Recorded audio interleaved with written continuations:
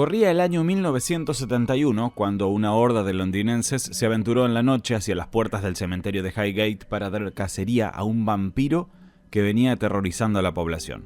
Sí, lo que escuchaste. Esto pasó de verdad. Fueron a cazar un vampiro en los años 70. Esto que les voy a contar ocurrió en Londres a principios de los años 70, pero tiene sus antecedentes muchísimo antes, siglos antes.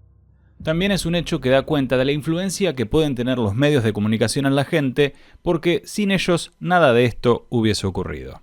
Y también es el principio de la historia de una larga enemistad. El 13 de marzo de 1971, una gran cantidad de gente se juntó en el cementerio de Highgate para cazar un vampiro que decían venía atacando a personas en las vecindades del cementerio. Pero ¿cómo fue que empezó todo? Esto ocurrió en el distrito londinense de Islington, cerca de Highgate Hill, en Inglaterra, donde se ubica el famoso cementerio de Highgate, un lugar de arquitectura sobrecargada, esculturas clásicas y fuerte atmósfera gótica. Aquí reposan los restos de famosos personajes como el físico Michael Faraday y el filósofo político Karl Marx, además de muchos artistas, arquitectos y héroes militares británicos. El cementerio para ese momento estaba abandonado. Es un cementerio que para 1839, el año en que se fundó, vino a suplir una demanda de una Londres creciente y que necesitaba para sus clases acomodadas un nuevo cementerio. Obviamente se convirtió en el sitio preferido de esta clase para pasar la eternidad, aunque ya para la segunda mitad del siglo XX iba a caer en el abandono y la decadencia. En el año 1890 se reportó la primera actividad paranormal que tenía una relación con alguna figura como un vampiro en la Londres de esa época y que la prensa, por supuesto, reflejó.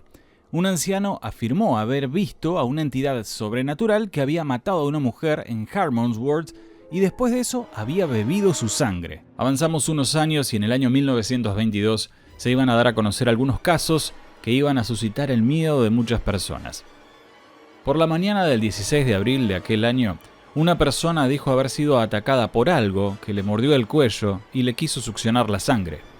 Esta persona fue encontrada casi sin vida en la calle y fue llevada al hospital Charing Cross, donde los cirujanos insistieron en que no había sido mordido, sino que había sido atacado con algo punzante, muy cortito, en el cuello y que había sido pinchado solamente, pero 2 horas y media después llegó al hospital otra víctima. Y un rato más tarde, una tercera. La policía finalmente no sabía muy bien qué decir y dijo que estas personas habían sido atacadas por una persona que nadie pudo ver con la misma arma cortante. Y hasta ahí llegó la historia. Pero claro, los medios reflejaron esta noticia. Esto se sumó a que varios testigos en esa época afirmaron haber visto en una noche iluminada por la luna llena a un ser oscuro de 2 metros de altura volando alrededor de la iglesia de West Drayton en dirección al cementerio de Highgate. 2 policías dijeron haber perseguido a esta criatura hasta que se desvaneció cerca de un mausoleo en el cementerio. Y así es como comenzó entonces a circular el rumor de que en Londres, para ese momento, había rondando un vampiro real. Pero no fue hasta los años 60 en que todo esto iba a cobrar un nuevo sentido. Obviamente ya para esa época los medios se habían diversificado. Ya no había solamente diarios, sino también había radios y cadenas de televisión. Esto hacía que las noticias sean mucho más ágiles y lleguen al público de manera mucho más rápida. Así también eran mucho más sensacionalistas y le daban más importancia a las noticias que generaban un impacto en el público, y en ese momento había muchas noticias de sectas y cultos satánicos. Esto por supuesto redundaba en buenas ventas de diarios y también de publicidad en los canales de televisión.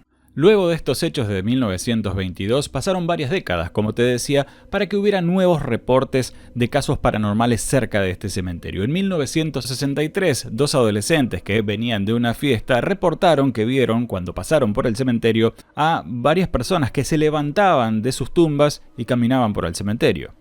Algunas semanas más tarde, una pareja observó una entidad de aspecto espeluznante flotando atrás de las rejas de hierro de la puerta del cementerio. Además, por esta época, a finales de los años 60, empezaron a descubrirse cadáveres de animales cerca del cementerio, especialmente de zorros que habían sido drenados de su sangre y que se encontraban con heridas en sus cuellos. Esto era evidencia, además, de algunos grupos que hacían ritos satanistas en la zona. Y aquí, a finales de los años 60, es cuando aparece una pieza clave en esta historia: David Farrant. Aficionado a todo lo que tuviera que ver con el ocultismo y afín a pasar noches cerca del cementerio de Highgate con algunos amigos, fue él quien reportó ver una figura peculiar en las puertas del cementerio. Originalmente escribió, a principios de 1970, como hubiésemos hecho todos, una carta abierta al diario Hampstead and Highgate Express, contando que al pasar por las puertas del cementerio, en la víspera de Navidad de 1969, había visto una figura fantasmagórica por algunos segundos antes de que ésta desapareciese, y que algunas semanas más tarde había tenido 2 encuentros más con una figura similar, y que en el último había podido observar que era una aparición gris, de gran altura y muy tétrica. Esa carta fue recibida por el público con cierto temor y llevó a que mucha gente haga lo mismo.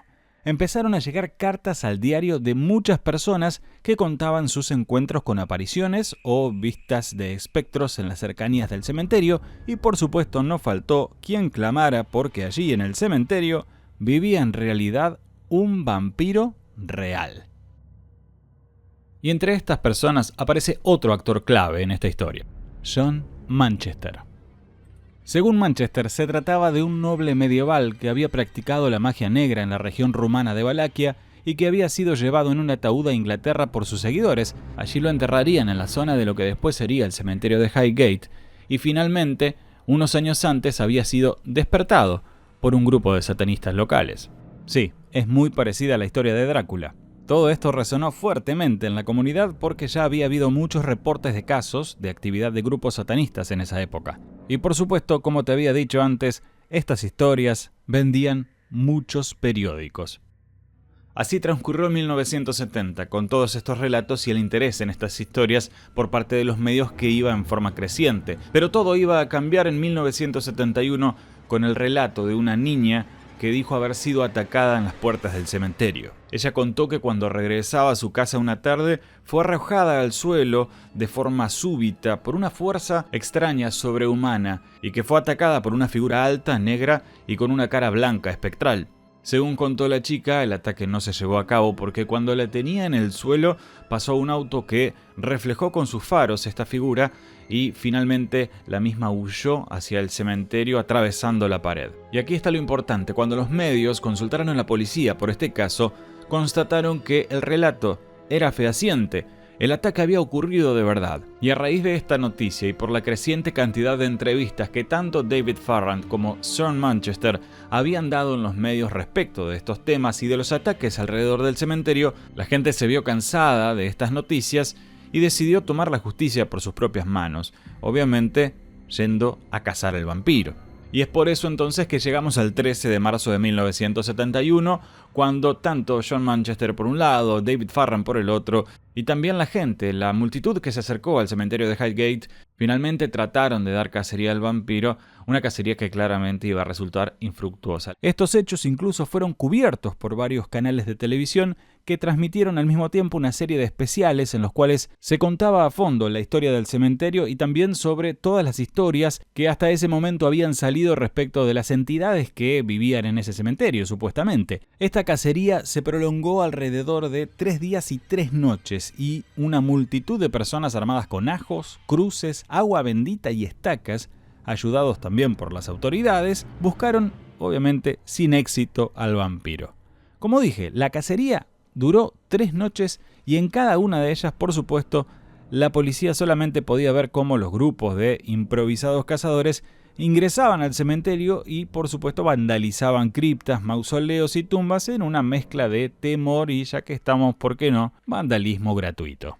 Para estas alturas, tanto David Farrand como John Manchester se habían convertido en rivales y se criticaban tanto personalmente como a las historias que cada uno tenía respecto de lo que estaba pasando, las versiones de la historia. Recordemos que David Farrand decía que lo que habitaba en el cementerio era un fantasma, un ser que se alimentaba de energía psíquica y que eventualmente podía tomar forma física. Por su parte, John Manchester, que es un personaje un poco más pintoresco y que decía de sí mismo ser descendiente del mismísimo Lord Byron, decía que se trataba de un vampiro, el rey vampiro de los no muertos, una figura muy parecida a la que conocemos como Drácula. Y en los años venideros, tanto John Manchester como David Farrand, cada uno con sus propios seguidores, iban a volver al cementerio a tratar de averiguar qué es lo que pasaba.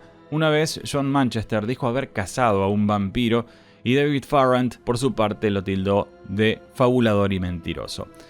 John Manchester publicó un libro luego contando qué es lo que había pasado esa noche en la cual supuestamente cazó a un vampiro, y en ese libro describe lo que claramente podría ser una escena de una película. David Farrant, por su parte, sacaría algún libro también describiendo su teoría del fantasma de energía psíquica, pero lo particular fue que algunos años después fue arrestado por supuesto vandalismo en el cementerio de Highgate y por la exhumación de un cadáver, cargos por los cuales nunca se hizo cargo. David Farrant siempre dijo que fue inocente, pero de todos modos le cupo una condena de 5 años, de los cuales 2 y medio los tuvo que hacer en prisión efectiva.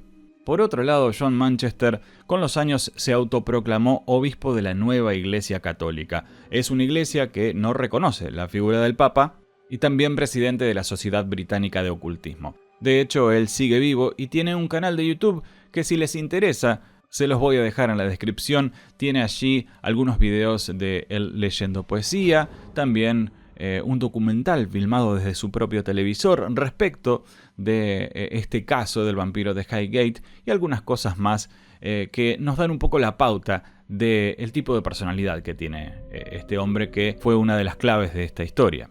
Este caso me llamó mucho la atención porque es uno de esos donde la histeria colectiva se apodera de la gente y los medios de paso hacen su negocio. Fue a raíz de los distintos relatos y la amplificación de los medios en las noticias que finalmente la gente toma acción y se pone en peligro a sí misma y también al patrimonio de la ciudad de Londres en ese momento. De hecho, el cementerio de Highgate hoy es un lugar turístico, pero porque fue puesto en valor en los años 80. Hoy se puede visitar y todavía ver ese encanto victoriano que tiene para ofrecer. Comentame si conocías esta historia o si visitaste el cementerio de Highgate alguna vez en tu vida.